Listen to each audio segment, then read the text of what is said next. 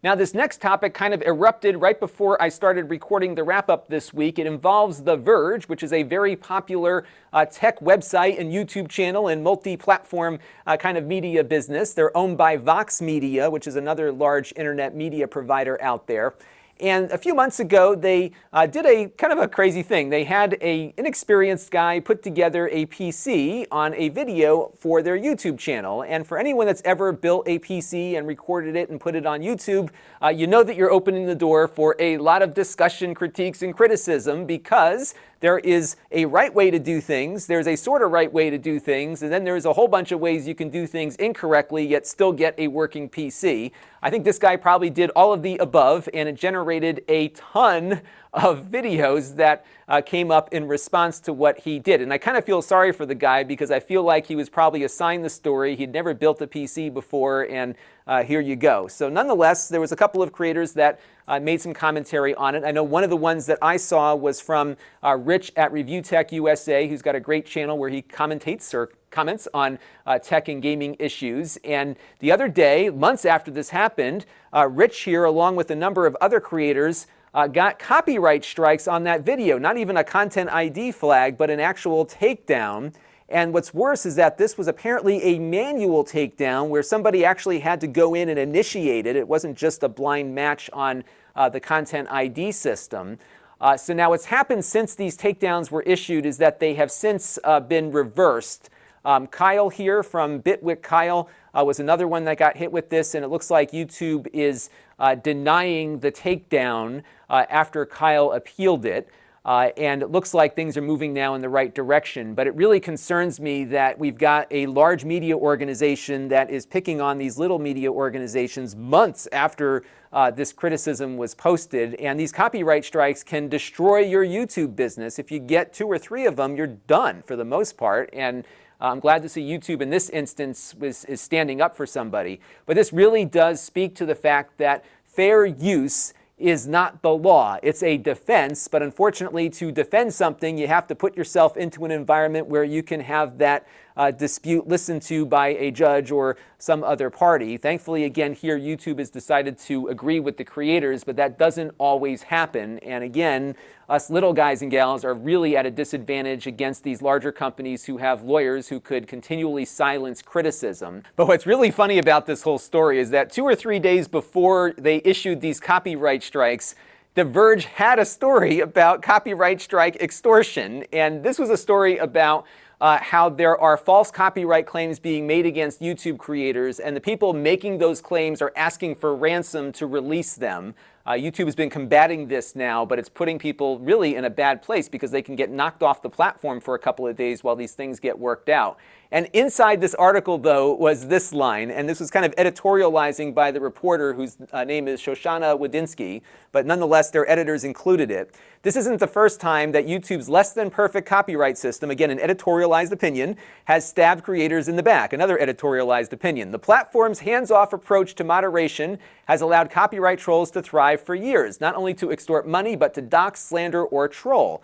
They can also be used to suppress negative news. Some companies have served comedians with copyright strikes in attempts to stifle any videos mocking their brand. And this is exactly what they did 2 days later. I don't know if they got the idea from the article or what, but the timing here is not good. This article was published on February 11th, and I believe these copyright strikes were issued on February 12th or 13th. So do the math there, but it's just kind of funny that this happens. All right, I'm sorry to jump into the middle of this segment with this poorly formatted video. I'm actually away at the moment, and I shot the weekly wrap-up a few days early because I was going to be away, so I apologize. But The Verge did issue a statement, and it's as bad as I hoped it would not be.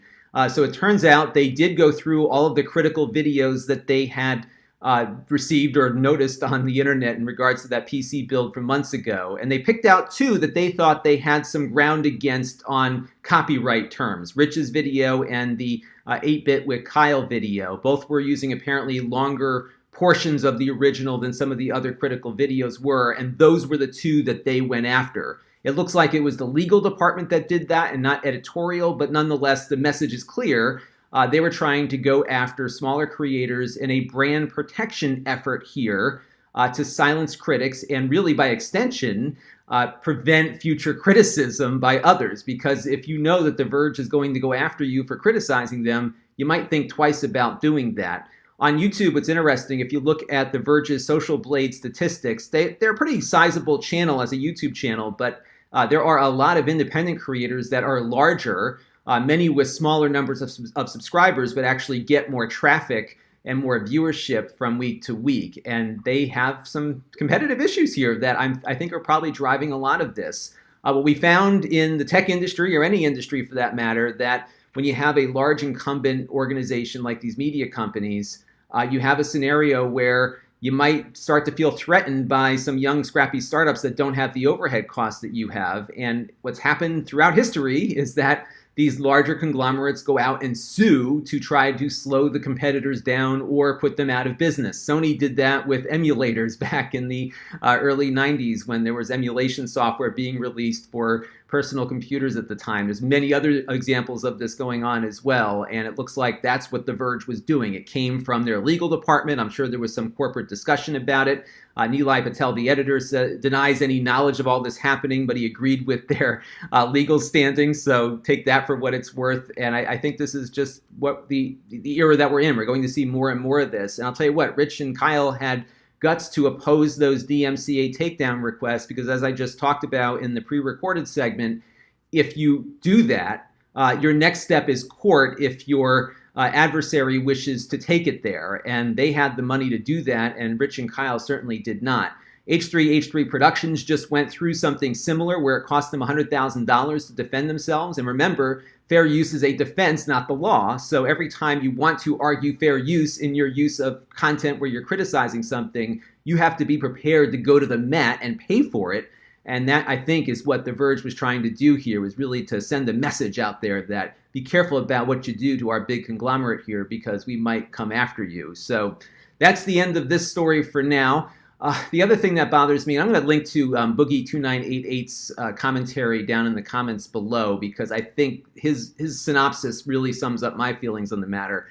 Because the other thing the Verge people began doing after that was talking about a bunch of death threats that they got from people who were commenting on this whole thing. And first of all, people should not be making death threats to anybody. And if they were threatened, then they should report it to the authorities, and those authorities should prosecute whoever did that. Certainly, Google knows who they are and can probably find them very quickly. And in many cases, it's probably some kids who need a strong talking to from their parents. But nonetheless, the discussion from their end tried to pivot to a couple of trolls that emailed them versus actually talking about why they did what they did. They can deny things all they want, but the reality is they have not commented on what the motivation behind making these takedown requests were. And ultimately, that is my concern here moving forward, because clearly they made a decision to try to shut some people up that they didn't like. And thankfully, the world came up to defend them. But this is going to keep happening. And I think it's a real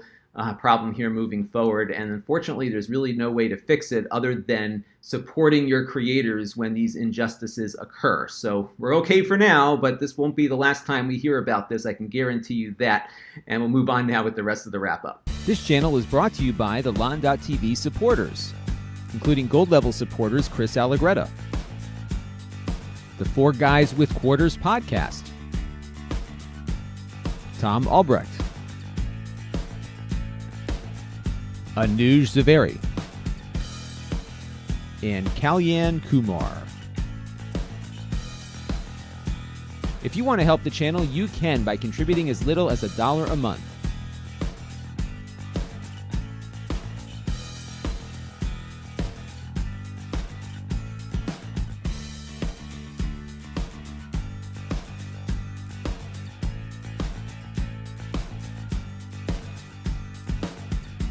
Head over to Lon.TV/support to learn more.